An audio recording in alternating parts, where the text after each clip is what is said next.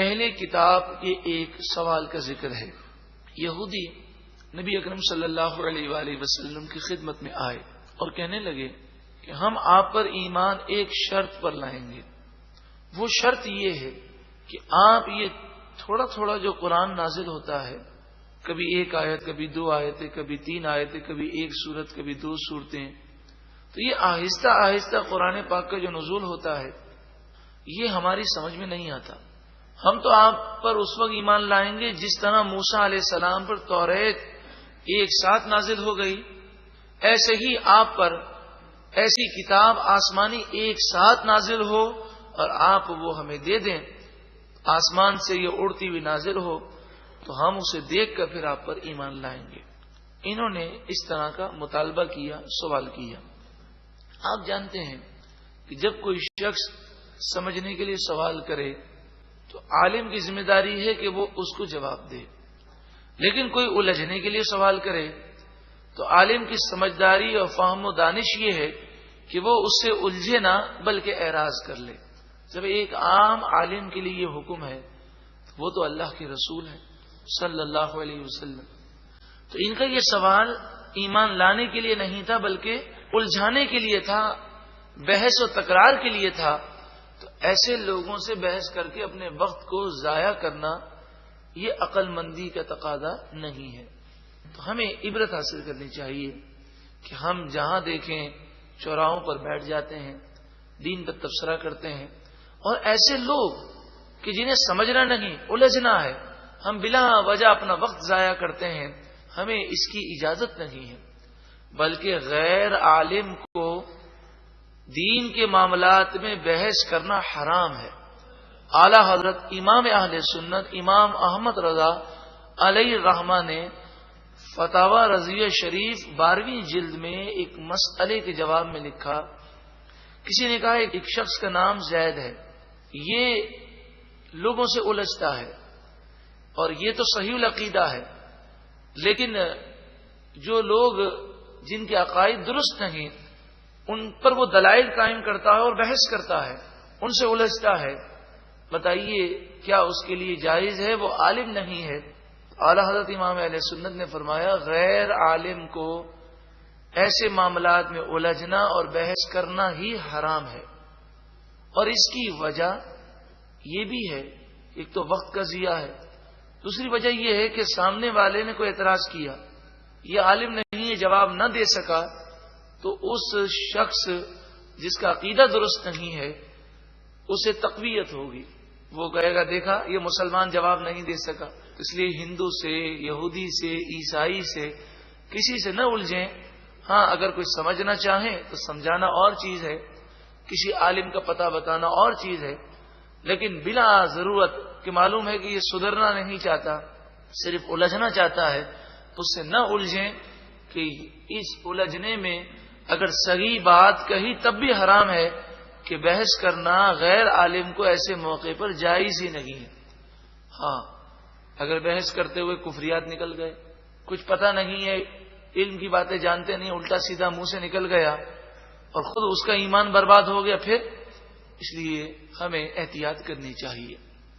تو نبی اکرم صلی اللہ علیہ وآلہ وسلم سے یہودیوں نے سوال کیا، یسألک اہل الکتاب، اہل کتاب آپ سے مانگتے ہیں، سوال کرتے ہیں، ان تنزل علیہم کتابا من السماء، وہ یہ چاہتے ہیں، یہ مانگتے ہیں کہ آپ ان پر آسمان سے کوئی کتاب نازل کریں۔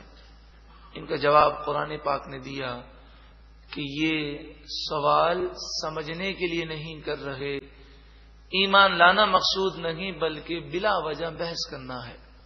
فقد سألوا موسیٰ اکبر من ذالک، بس بے شک ان لوگوں نے موسیٰ علیہ السلام سے اس سے بڑی چیز کا مطالبہ کیا۔ کیا سوال کیا تھا؟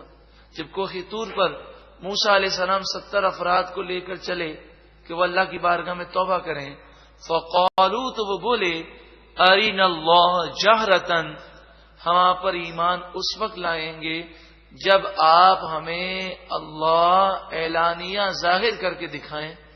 فأخذتهم الصاعقة، پھر انہیں ایک زوردار آواز نے پکڑ لیا اور وہ مر گئے۔ پھر ان 70 آدمیوں کو موسیٰ علیہ السلام کی دعا کے صدقے میں اللہ نے دوبارہ زندہ کیا۔ فأخذتهم الصاعقة، انہیں صاعقہ تیز آواز نے پکڑ لیا، بظلمہم، ان کے گناہوں کی وجہ سے۔ ثم اتخذوا العجل من بعد ما جاءتهم البینات، پھر یہ بھی یاد کرو کہ انہوں نے روشن نشانیاں آ جانے کے بعد بچھڑے کی پوجا کی، شرک میں مبتلا ہوئے۔ فعفونا عن ذلک، پھر ہم نے ان سے درگزر فرمایا اور ان کی توبہ کو قبول فرمایا۔ وآتینا موسیٰ سلطانا مبینا، اور ہم نے موسیٰ علیہ السلام کو سلطان مبین دی، یعنی واضح غلبہ دیا۔ آپ کا روب دبدبا تھا، ورنہ یہ قوم بڑی ضدی قوم تھی۔ ورفعنا فوقهم الطور بمیثاقہم، ان سے وعدہ لینے کے لیے ہم نے کوہ طور کو ان کے اوپر بلند کیا۔ یہ جس توریت کی بات کر رہے ہیں، جب یہ توریت نازل ہوئی اور یک بارگی نازل ہو گئی تو انہوں نے کون سا اسے قبول کیا؟ ان کے آباء و اجداد نے تو اسے قبول کرنے سے انکار کر دیا۔ پھر کوہ طور پہاڑ ان کے اوپر لایا گیا اور کہا گیا یا تو توریت کو قبول کرو یا یہ پہاڑ تم پر گرتا ہے۔ تب انہوں نے توریت کو تسلیم کیا۔ اب یہ کس منہ سے کہتے ہیں کہ اگر توریت جیسی کتاب یک بارگی آسمان سے آ جائے گی تو ہم ایمان لے آئیں گے؟ وَقُلْنَا، اور ہم نے فرمایا لہم، ان سے، لہم ادخلوا الباب سجدا، شہر کے دروازے میں سجدہ کرتے ہوئے جاؤ۔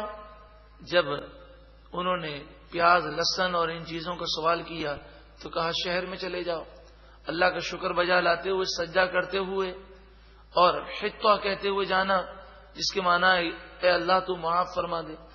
لیکن وہ شہر میں گئے تو سرین کے بل اپنے آپ کو گھسیٹتے ہوئے گئے اور حطہ کی جگہ ہنتا کہنے لگے، جس کے معنی دانا دانا گندم کا دانا پکارنے لگے۔ وَقُلْنَا، اور ہم نے فرمایا لہم، ان سے، لا تعدوا فی السبت، ہفتے کے دن کے بارے میں سرکشی نہ کرو۔ لیکن انہوں نے ہفتے کے دن شکار کیا اور پھر بندر بنا دیے گئے۔ وَأَخَذْنَا مِنْهُمْ مِيثَاقًا غَلِيظًا، اور ہم نے ان سے بڑے بڑے پکے پکے وعدے لیے، لیکن انہوں نے پکے پکے وعدوں کو توڑ دیا۔ یہ قوم ضدی ہے، لہذا ان کا یہ مطالبہ صرف الجھانے کے لیے ہے۔ اگر آسمان سے کتاب نازل بھی ہو جائے پھر بھی یہ ایمان نہیں لائیں گے۔ فَبِمَا نَقْضِهِمْ مِيثَاقَهُمْ، ان کے عہد توڑنے کی وجہ سے، وَكُفْرِهِمْ بِآيَاتِ اللَّهِ، اور اللہ کی آیتوں کا انکار کرنے کی وجہ سے، وَقَتْلِهِمُ الْأَنْبِيَاءَ بِغَيْرِ حَقٍّ، اور ناحق انبیاء کو شہید کرنے کی وجہ سے، وَقَوْلِهِمْ قُلُوبُنَا غُلْفٌ، اور یہ کہنے کی وجہ سے کہ انہوں نے کہا کہ ہمارے دل پردے میں ہیں، یعنی کوئی حق بات ہمارے دل تک پہنچ ہی نہیں سکتی۔ ان باتوں کی وجہ سے اللہ نے انہیں اپنی رحمت سے دور کر دیا، ان پر لعنت فرمائی۔ بل نہیں، بلکہ ان کے دل حفاظتی غلاف میں نہیں ہیں۔ یہ یہودی کہتے تھے کہ ہمارے دلوں پر حفاظتی غلاف چڑھے ہوئے ہیں۔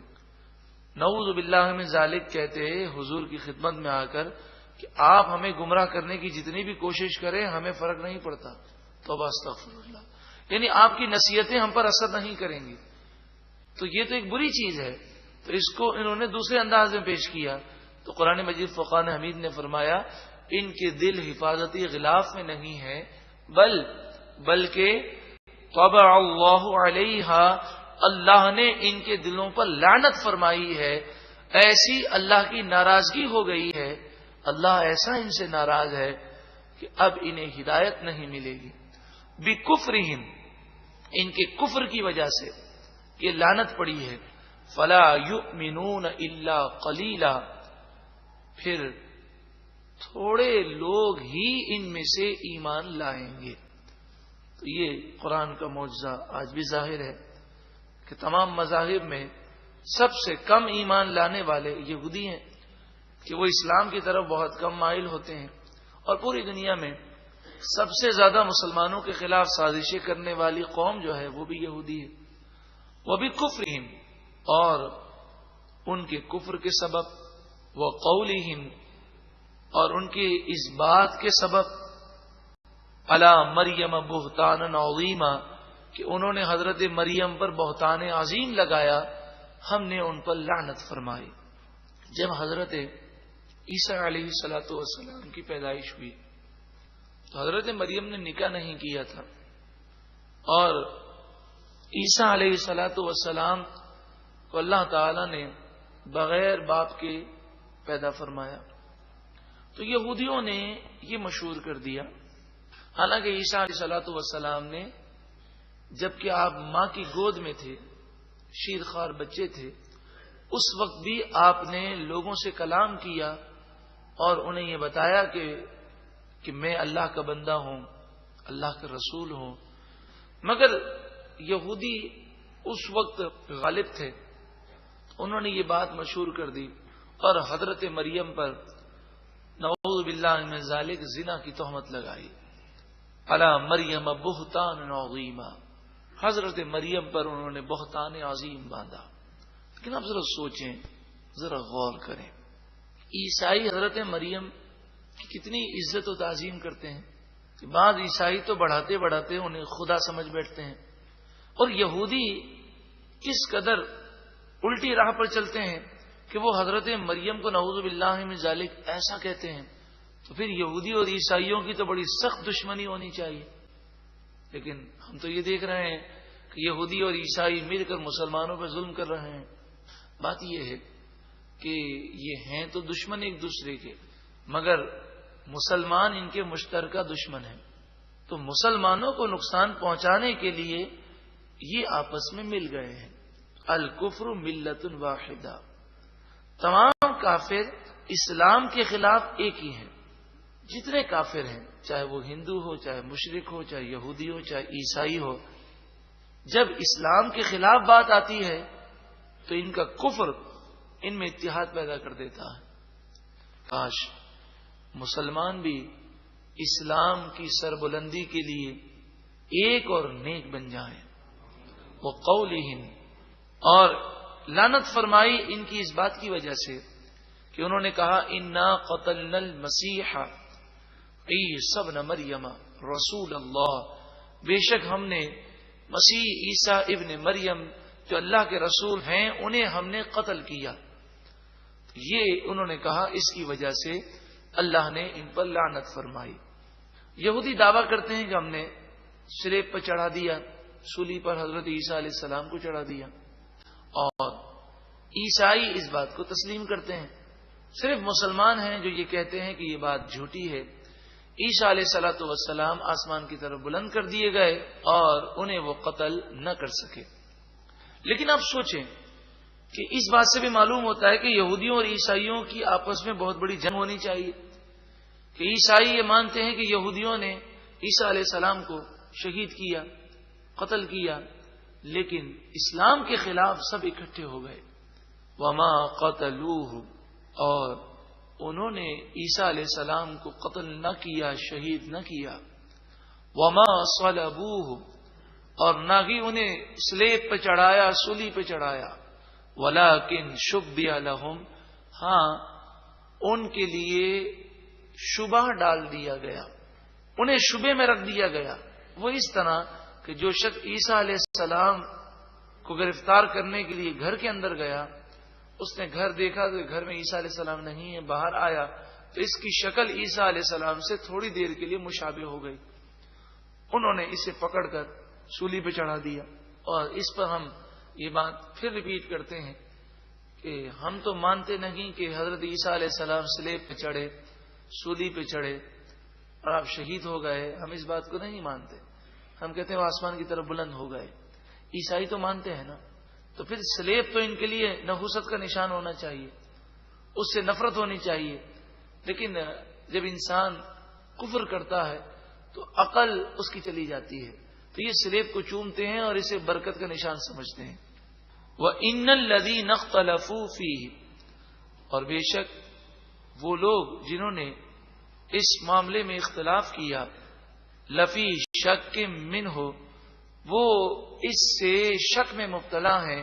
جو یہ کہتے ہیں یہودی کہ ہم نے عیسیٰ علیہ السلام کو قتل کیا ہے، انہیں بھی اس بات کا یقین نہیں تھا، یہ صرف انہوں نے خیالات اور شک کا اظہار کیا ہے۔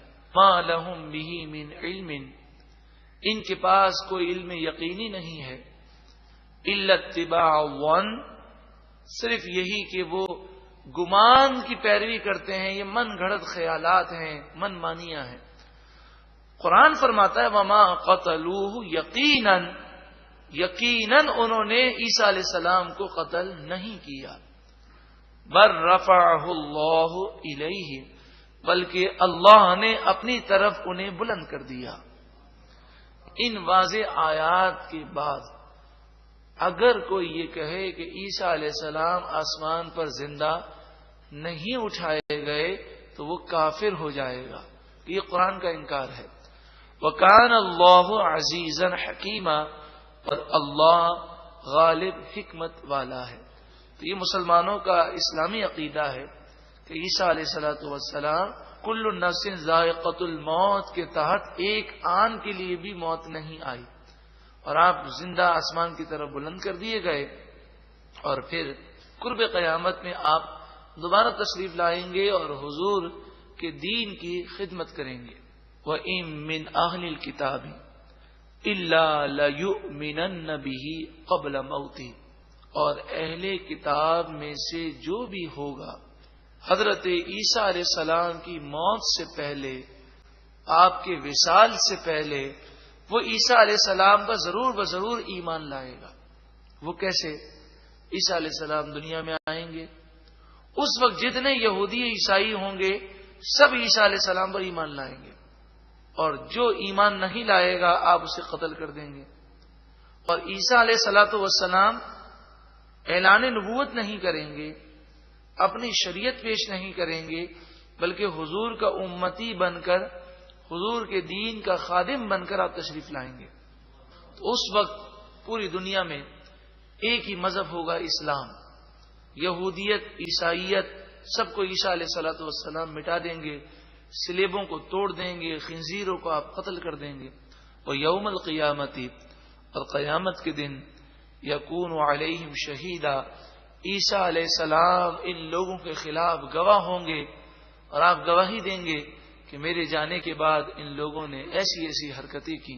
فَبِظُلْمٍ مِّنَ الَّذِينَ هَادُوا حَرَّمْنَا عَلَيْهِمْ طَيِّبَاتٍ أُحِلَّتْ لَهُمْ، بہت ساری وہ پاکیزہ چیزیں جو یہودیوں کے لیے پہلے حلال کی گئی تھیں، ان کے ظلم اور نافرمانیوں کی وجہ سے ہم نے وہ چیزیں ان پر حرام کر دیں۔ اونٹ کا گوشت، اونٹنی کا دودھ یہودیوں پر حرام تھا، یہاں یہودیوں سے مراد توریت کے ماننے والے ہیں۔ اس کی وجہ یہ تھی کہ انہوں نے جب گناہ کیے تو سزا کے طور پر کچھ حلال چیزیں ان پر حرام کر دی گئیں۔ اسی طرح ہر وہ جانور ان پر حرام تھا کہ جس کے پاؤں میں کھر نہ ہو، جس جانور کے پاؤں میں کھر نہ ہو وہ جانور ان پر حرام تھا۔ اور کھر والے جانور مثلا بکری ہے، بھیڑ ہے، گائے ہے، بیل ہے، کھر والے جانور کی بھی چربی، صرف 3 چربیاں جائز تھی، باقی پوری چربیاں حرام تھیں۔ وہ 3 چربیاں، وہ چربی جو پیٹھ پر ہو، وہ چربی جو آنتوں سے ملی ہوئی ہو، وہ چربی جو ہڈی سے ملی ہوئی ہو، یہ 3 چربیاں ان کے لیے حلال تھیں، باقی تمام چربیاں ان پر حرام تھیں۔ تمام قسم کے پرندے کھانا یہودیوں پر حرام کیے گئے۔ تو توریت کی ماننے والوں پر یہ جو حرمت آئی ان کے گناہوں کی سزا میں آئی کہ حلال چیزیں اللہ نے سزا کے طور پر ان کے لیے حرام کر دی۔ وَبِصَدِّهِمْ عَنْ سَبِيلِ اللَّهِ كَثِيرًا، ان کے ظلم کی وجہ سے بھی یہ حلال چیزیں حرام کی گئیں، اور اس وجہ سے بھی کہ وہ اللہ کے راستے سے بہت روکا کرتے تھے۔ وَأَخْذِهِمُ الرِّبَا، اور اس وجہ سے بھی ان پر تباہی آئی کہ وہ ربا، سود لیا کرتے تھے۔ وقد نہوا عنہ، حالانکہ انہیں اس سے منع کیا گیا۔ تو پتہ چلا جس طرح سود ہمارے یہاں حرام ہے، عیسائیت اور یہودیت جو یہ دعویٰ کرتے ہیں کہ ہم توریت اور انجیل کو ماننے والے ہیں، تو توریت اور انجیل میں بھی سود کا لینا دینا حرام کیا گیا۔ تو جس طرح یہودی توریت سے دور ہو گئے اور بہت بڑے سود خور بن گئے، اسی طرح انجیل کے ماننے والے عیسائی بھی سود خور بن گئے، اور اسی طرح مسلمانوں کا عالم ہے کہ مسلمان کا ہر ملک اور ہر فرد آج سود کی لعنت میں گرفتار ہوتا جا رہا ہے۔ وَأَكْلِهِمْ أَمْوَالَ النَّاسِ بِالْبَاطِلِ، اور اس وجہ سے بھی ان پر لعنتیں آئیں کہ یہ لوگوں کا مال ناجائز طریقے سے کھا جاتے تھے۔ تو یہ یہودیوں کی حرکتیں تھیں، اور آج مسلمان بھی اس حرکت میں ملوث ہے کہ ناجائز طریقے سے مسلمانوں کے مالوں پر قبضہ کر لینا، نقصان پہنچا دینا، ملاوٹ کرنا، جھوٹ بولنا، فراڈ کرنا، یہ عام ہے۔ وَأَعْتَدْنَا لِلْكَافِرِينَ مِنْهُمْ عَذَابًا أَلِيمًا، اور ہم نے ان میں سے جو کافر ہیں ان کے لیے دردناک عذاب تیار کر رکھا ہے، یعنی جو توریت اور انجیل کے ماننے والے ہیں مگر حضور پر ایمان نہ لائے تو ان کے لیے دردناک عذاب تیار کیا گیا۔ لیکن الراسخون فی العلم منہم، لیکن اہل کتاب میں سے جو علم میں پختہ ہیں، راسخ فی العلم اس عالم کو کہتے ہیں کہ جس کا علم سطحی نہ ہو بلکہ اس کا علم اس کی دل کی گہرائیوں میں اتر گیا ہو، اسے راسخ فی العلم کہتے ہیں۔ جو علم کی گہرائی تک پہنچا ہے، اس کی حقیقت کو سمجھا ہے۔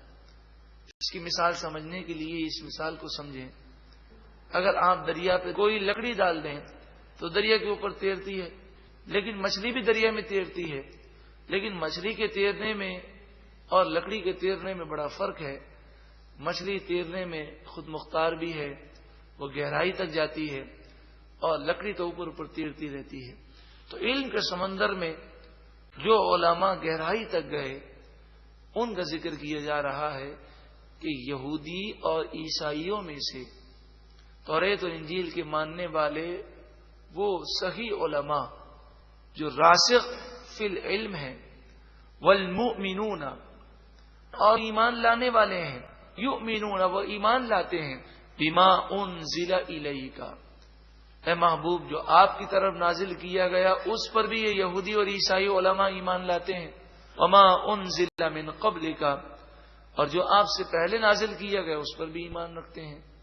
یعنی جو یہودی اور عیسائی علماء میں سے توبہ کر کے حضور پر ایمان لے آئے، والمقیمین الصلاۃ، اور وہ نماز قائم کرنے والے ہیں، والمؤتون الزکاۃ، اور وہ زکوٰۃ ادا کرنے والے ہیں، والمؤمنون باللہ والیوم الآخر، وہ اللہ اور قیامت کے دن پر ایمان رکھنے والے ہیں، اولئک سنؤتیہم اجرا عظیما، یہی لوگ ہیں ان قریب ہم انہیں اجر عظیم عطا فرمائیں گے۔